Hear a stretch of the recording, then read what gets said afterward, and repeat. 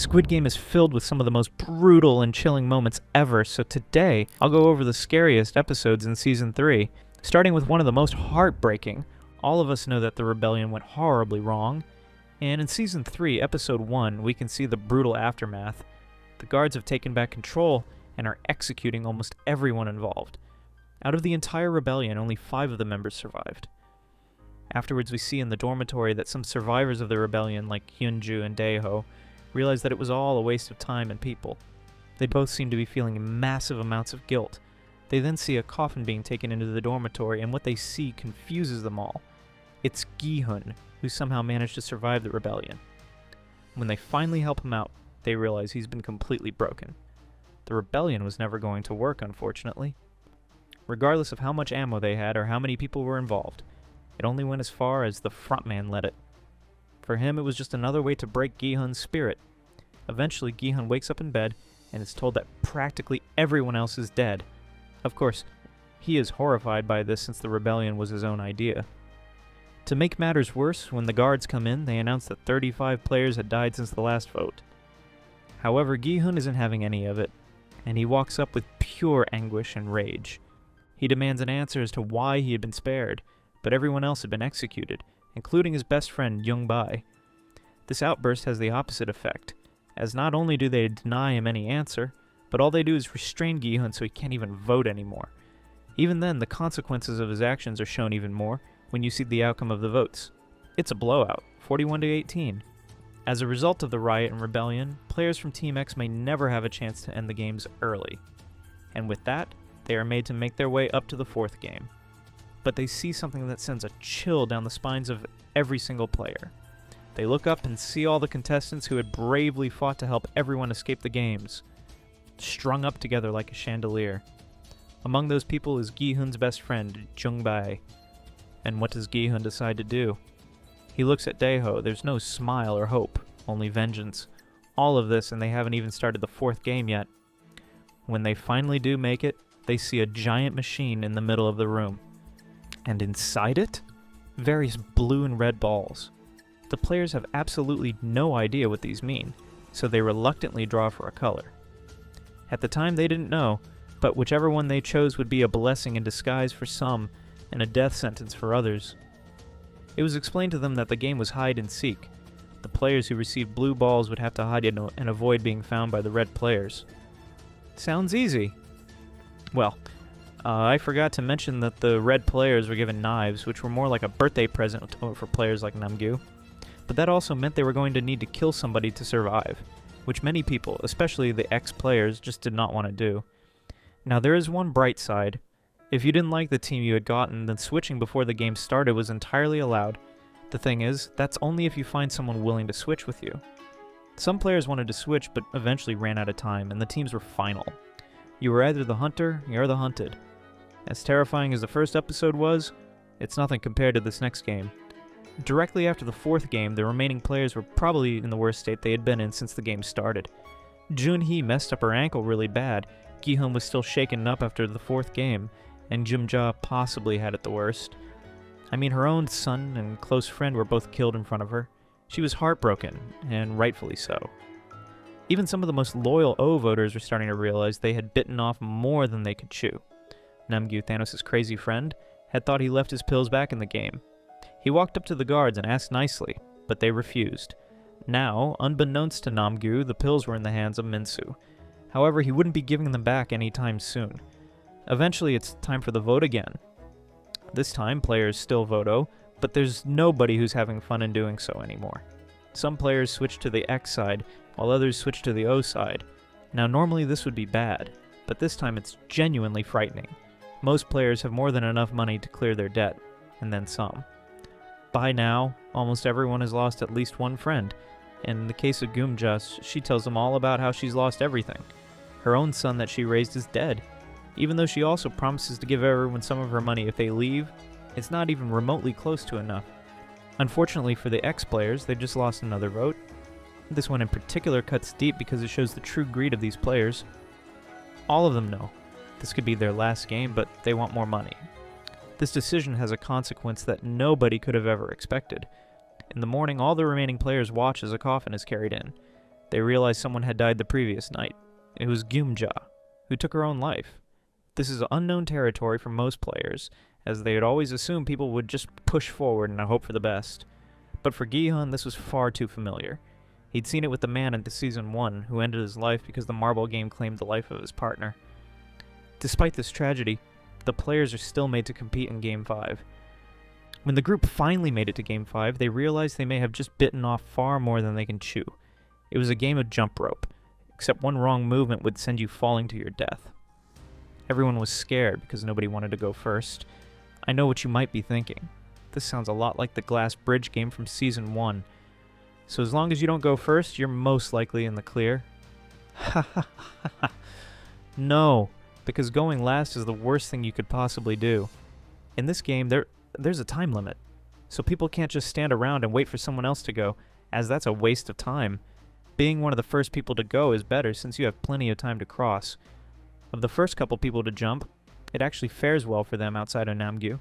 However, there's about to be a huge problem that could get many people killed if it's not dealt with. One of the players, 096, goes full villain mode, threatening to push people off the bridge if they try to cross. Now this just makes everything 10 times worse, as not only do you have to jump on the bridge, but there's now somebody making it their effort to prevent you from crossing at all. And this truly is a nightmare scenario, but it's only the beginning. The game continues with Season 3, Episode 4, so let's get into it. What would you do in this situation?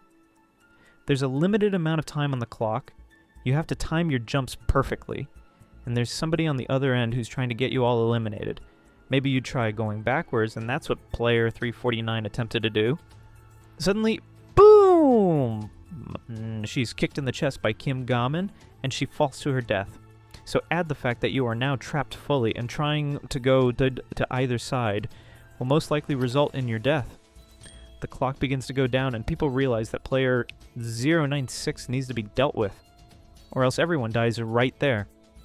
Gi-hun was not going to let that slide. He and player 096 get into a brawl that ends with 096 having his eye gouged out and being smacked by the rope and flying off the bridge. Now, players are able to cross. Some players, like Minsu, Gamin, and Jongdae, make it through, but others aren't so lucky. Lastly, Ji-hun makes an attempt to go back and save Junhee, but she declines his offer. She asks him to take care of her baby. Gi-hun is horrified. This was the girl he tried so desperately to protect in this game, but her ankle injury makes it hard for her to walk, let alone jump across a bridge. As the clock ticks down, she jumps down. This goes to show how brutal these games are. You can pass the last game, but if you're injured going into the next, it's all over for you. The remaining 8 players return to the dormitory. Of course, most of them are tired and hungry, but when the number of players left is revealed, these players become furious. There are 9 people left. To them, this sounds impossible. The remaining player count is revealed, and among them is player 222. But that's impossible! She had been killed in the 5th game. Was this some type of magic? No, her baby was now a player in this deadly competition. Most of the players think it's unfair the baby is considered a participant, since she is taking some of their prize money, so they all make the questionable decision to form a mob with the end goal of killing the baby, but they are stopped by the guards. It was right here where Gi-hun realized the full extent of the O players' selfishness. Like a pack of hungry wolves, they would eliminate anyone if it meant more prize money for them, even a day-old baby. Gi-hun needed to protect her from them no matter the cost.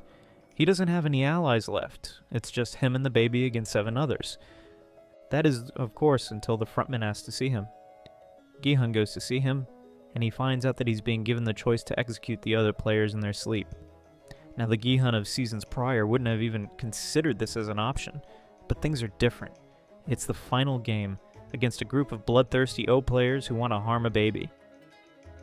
After this conversation, we see that dark side of Gi-hun once again. That side we initially saw when he strangled Daeho has returned. In this game, you need to do whatever it takes to survive. Jump Rope may have been a scary game, but this next episode is even scarier. This is where the final game takes place. And trust me, it's definitely one of the most deadly in the entire show.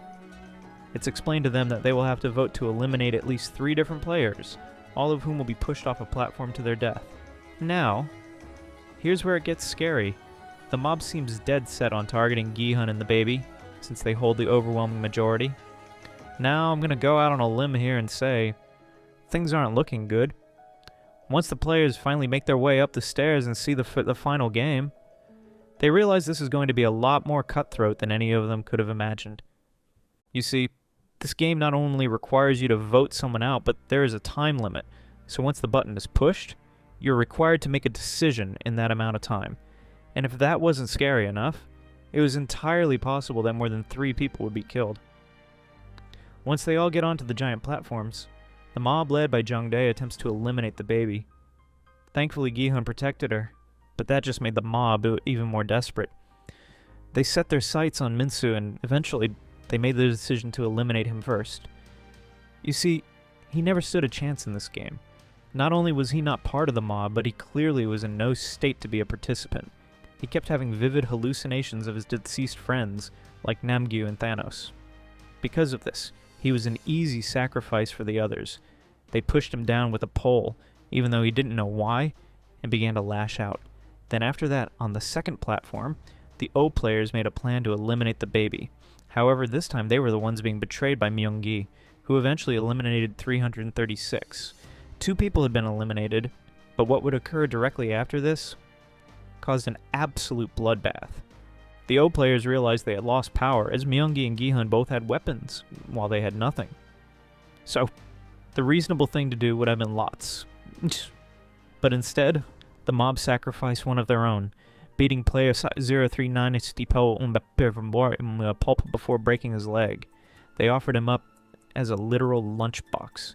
Yes, you heard that right. They turned him into an object, even going as far as to label him an it. This just goes to show how selfish and ruthless players like Jung-dae and Gamin are, as they joke about what they've done. They believe that Gi-hun and Myung-gi will accept the sacrifice, but they don't. A vicious battle then ensues, which leads to the eliminations of 2 additional players. Jung-dae also is knocked off the platform shortly afterward. Lastly, the lunchbox decides he's had enough, and he throws himself off the platform. By doing so, he screwed over the remaining 3 players, and the episode ends with a stare down between Myung-gi and Gi-hun, who realize that most of this was unnecessary. This was a gruesome episode, but nothing can beat our number 1 spot, which I believe may be the scariest episode in Squid Game ever. Anyone who's seen this episode knows it's definitely the scariest, maybe even in the entire show. This is because the game requires players on the red team to kill those on the blue team. However, it's also the most intense. The game starts with the blue players being allowed to run around and try to hide before the red team catches them. When the red team is eventually allowed to begin, it becomes an all-out bloodbath. You see, this game is set up in a maze, as it has a wide variety of paths, some of which lead to hiding spots. There are also a lot of doors. Some can lead you to safety, while others will lead you to your death. So in a high-intensity chase, if you reach one of these dead-end doors, you're most likely toast. We also see a lot of betrayals in this game, like that of Hyun-ju. She just finished 2 different fights and nearly a third when she found the exit. That's when something despicable happened. Myung-gi plunged a knife straight into her back. And for what? He already had won the game alongside Namgyu, but the pair insisted on continuing with their murderous rampage. This game brought out the worst in everyone, not just Myung-gi, but Gi-hun as well. You see, this entire time he was hunting for one person in particular, someone who he used to consider a friend. Gi-hun refused to let it go, going as far as to mistake another player for him, so when he finally caught up to Daeho, he ended up strangling him. After this, we saw our main character at his absolute lowest point, going as far as to attempt to eliminate himself from the competition. He did this because he knew Daeho was right. The rebellion was always doomed from the start. But still, Gi-hun didn't want to take the blame for getting all those people killed. Not only did it turn everyone against each other, but it also showed how people would do anything to save themselves. We saw the worst sides of most of these characters, the side that was willing to stop at nothing to win. And to make matters worse, this is the episode where Junhee finally gave birth to that CGI baby. So for her, she had to give birth in a game where making too much noise would get you found. Thankfully, she had Goomja and Hyun-ju to protect her, but this could have gone very badly for her. Player 202 ended up walking in on the scene and got into a scuffle with Hyun-ju. Let's also not forget to mention those VIPs, who were particularly evil this episode. They had received the opportunity to execute players as guards, which, let's be honest, they had a little too much fun doing. Oh, I mean, one of the VIPs was attacked by a player and just laughed it off. We know they're all crazy, but this is a whole new level. It makes you realize that these people find this competition entertaining, and they don't care much for the lives at stake. If you enjoyed watching this video, you will also enjoy this video where we go over how to beat every death game in Squid Game.